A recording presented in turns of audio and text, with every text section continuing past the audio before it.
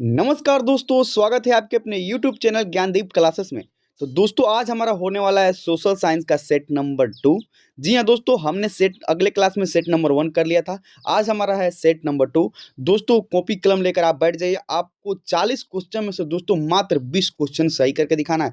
दोस्तों वादा करते इस सेट में से आपको 99% क्वेश्चन दोस्तों आपका पेपर में छपने वाला है। तो चलिए दोस्तों बिना टाइम गवाए शुरू करते हैं वीडियो को।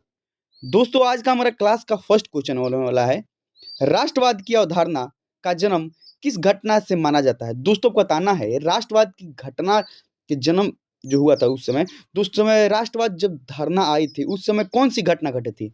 पुनर्जागरण, धर्म सुधार आंदोलन, गौरवपूर्ण क्रांति तथा फ्रांस की क्रांति। तो दोस्तों उस समय कौन सी क्रांति आई थी, पुनर्जागरण की क्रांति कब आई थी।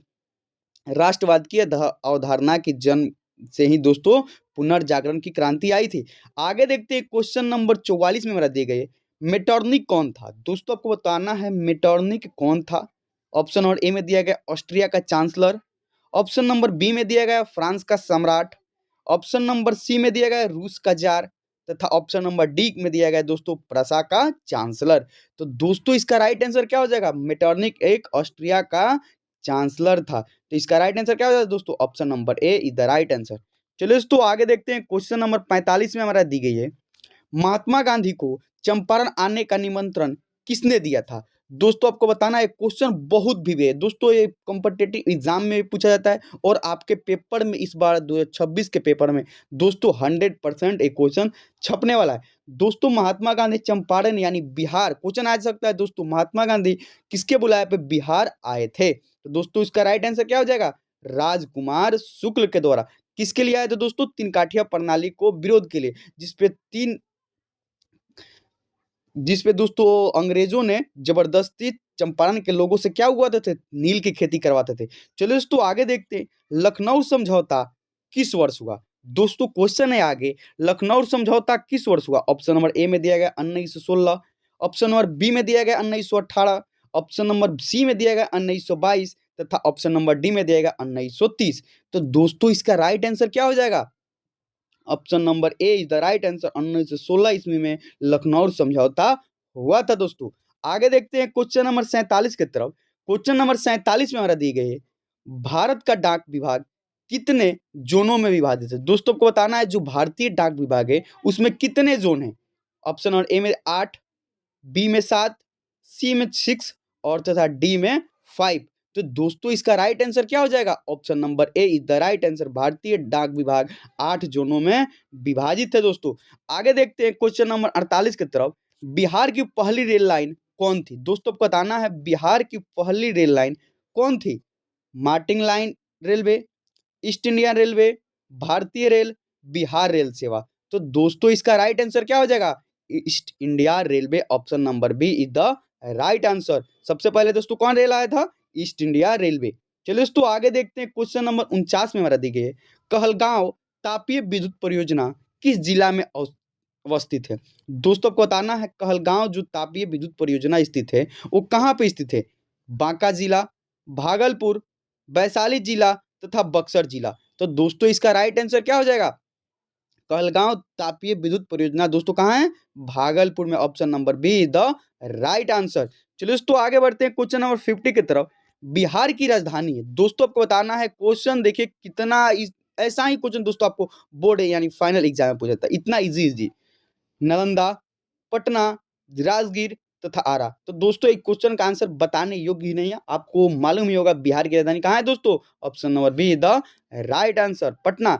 चलिए दोस्तों आगे देखते हैं, तीन काठिया प्रणाली किन पर लागू लागू था। दोस्तों अभी हमने बात की तीन काठिया प्रणाली के लेकर, जिस समय दोस्तों रामचंद्र शुक्ल ने दोस्तों किनको बुलाया था, महात्मा गांधी को बिहार बुलाए थे। तो वही दिया गया क्वेश्चन दोस्तों, तीन काठिया प्रणाली किन पर लागू था, किसानों पर, श्रमिकों पर, व्यापारियों पर तथा उद्योगपतियों पर। तो दोस्तों इसका राइट आंसर क्या हो जाएगा, option number A is the right answer. तीन काठिया प्रणाली किन पे लागू था दोस्तों, किसानों पर। दोस्तों जिसमें 20 कट्ठा खेत पे आपको 3 कट्ठा नील बोना पड़ता था।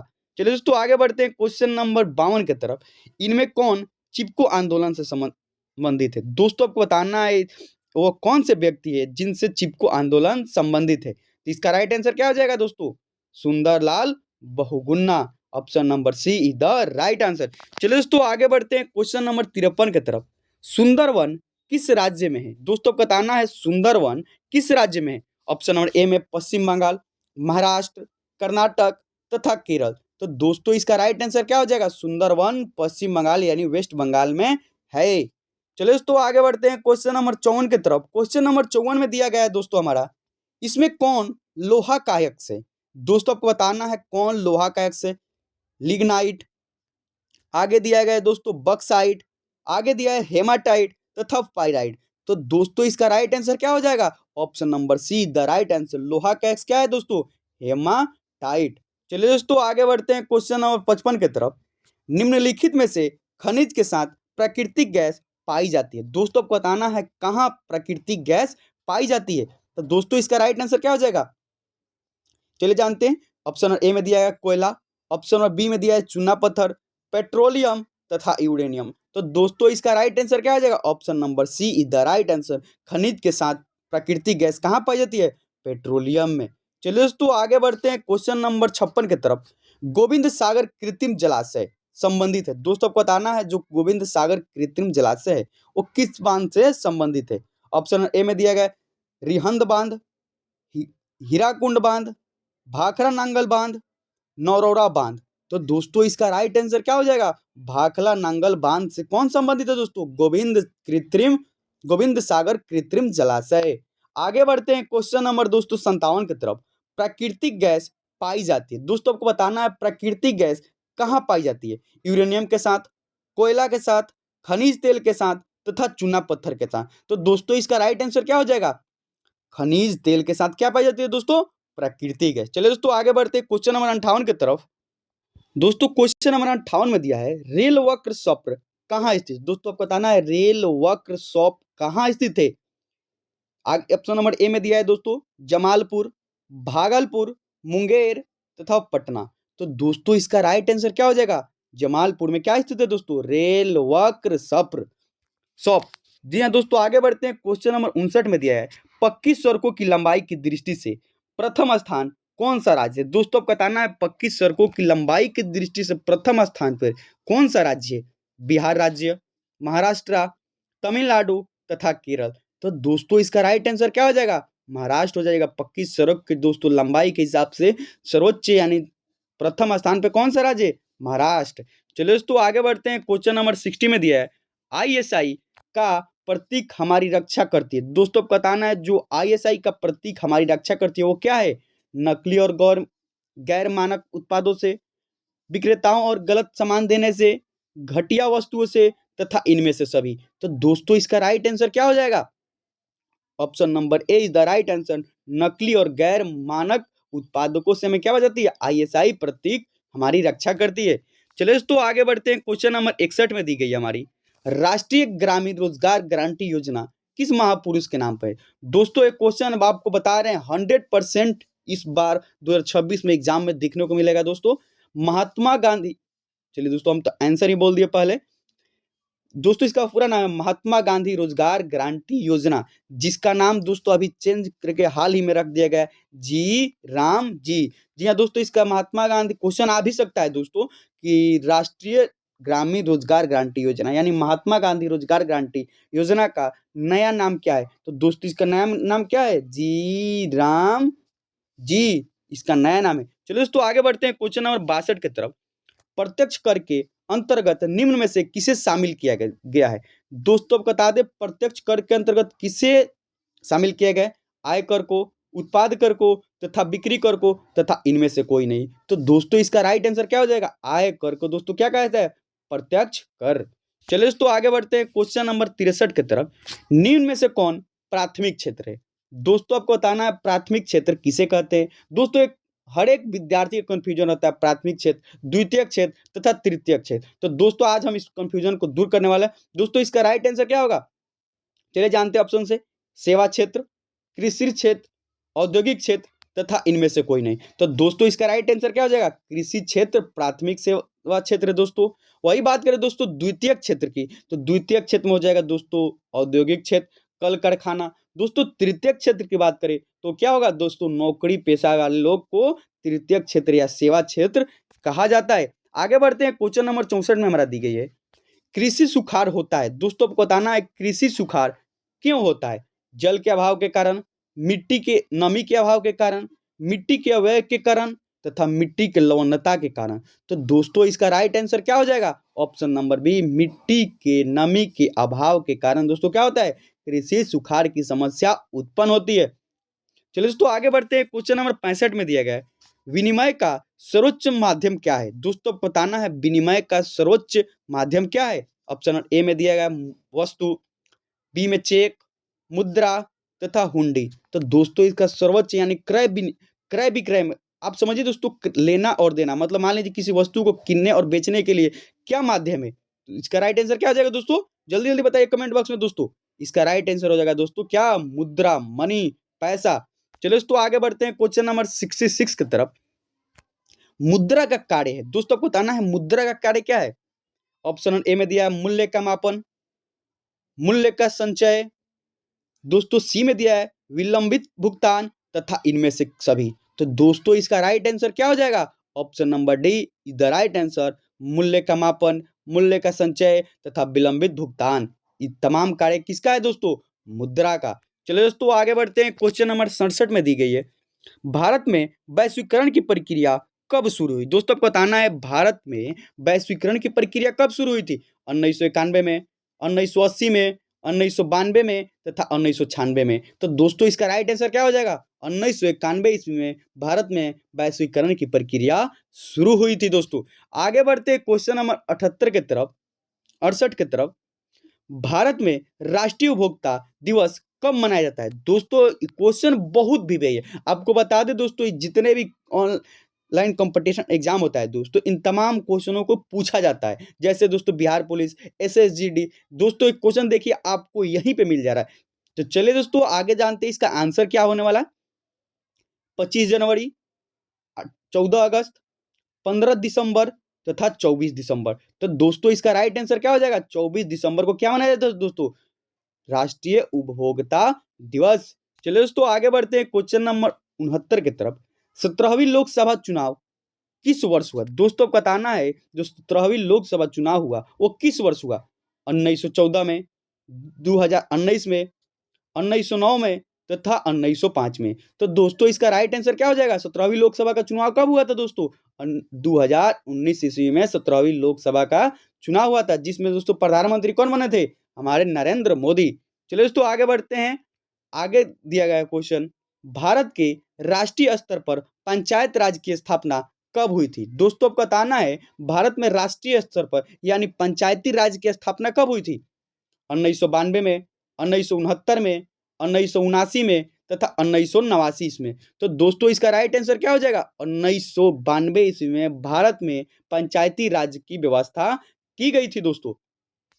आगे देखते हैं क्वेश्चन नंबर 71 में दिए गए, कौन सा कदम लोकतांत्रिक सुधार का सूचक है? दोस्तों आपको बताना है वो कौन सा कदम उठाया गया जो लोकतांत्रिक सुधार का सूचक समझा गया? अशिक्षा का, बेरोजगारी का, असमानता का तथा पंचायती राज का।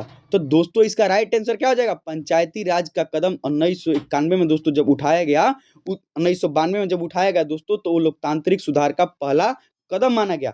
आगे क्वेश्चन दिया गया, आधुनिक युग में प्रत्यक्ष लोकतंत्र कहाँ है? दोस्तों आपको बताना है अभी जो आधुनिक युग चल रहा है, आधुनिक भारत में प्रत्यक्ष लोकतंत्र कहाँ है दोस्तों? ब्रिटेन में है, फ्रांस में है? नहीं, भारत में अपना इंडिया में है दोस्तों क्या? आधुनिक प्रत्यक्ष लोकतंत्र। चलिए दोस्तों आगे बढ़ते हैं क्वेश्चन नंबर 73 की तरफ।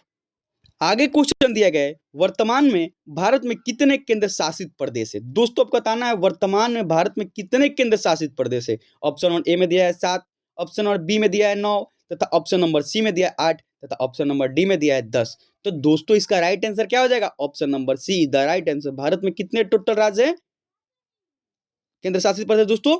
8। चलिए दोस्तों आगे बढ़ते हैं, क्वेश्चन नंबर 74 में दी गई है, बिहार में पंचायती राज्य का स्वरूप क्या है? दोस्तों बताना है जो बिहार राज्य है वहां पे पंचायती राज का स्वरूप क्या है?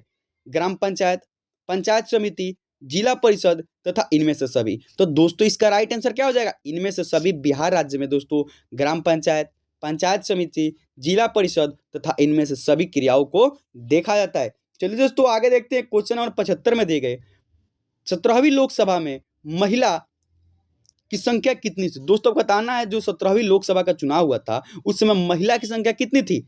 ऑप्शन नंबर ए में दिया 78, ऑप्शन नंबर बी में दिया है 76 तथा ऑप्शन नंबर सी में दिया 68 तथा ऑप्शन नंबर डी में दिया है 65। तो दोस्तों इसका राइट आंसर क्या हो जाएगा, option number A is the right answer. 17वीं लोकसभा चुनाव में दोस्तों महिला कैंडिडेटों की संख्या कितनी थी दोस्तों, 78। चलिए दोस्तों आगे बढ़ते हैं क्वेश्चन नंबर 76 की तरफ। गठबंधन सरकार की पकड़ प्रशासन पर होती है। दोस्तों बता दें जो गठबंधन की सरकार होती है प्रशासन पर क्या पकड़ होती है, मजबूत, ढीली, अति मजबूत तथा कठोर। तो दोस्तों इसका राइट आंसर क्या हो जाएगा, बहुत ही ढीली, यानी गठबंधन की सरकार किसे कहते हैं, जिसमें दोस्तों अनेक पार्टियों ने मिलकर सरकार की नींव रखी हो, उसे क्या बोला जाता है, गठबंधन की सरकार। चलिए दोस्तों आगे बढ़ते हैं, क्वेश्चन नंबर 77 में दी गई है, भारत में सर्वोच्च न्यायालय के मुख्य न्यायाधीश की नियुक्ति कौन करता है। दोस्तों ये क्वेश्चन बहुत बढ़िया है, बहुत बढ़िया, बहुत बढ़िया दोस्तों, क्योंकि ऐसा ही क्वेश्चन आपको कॉम्पिटिटिव एग्जाम में पूछा जाता है।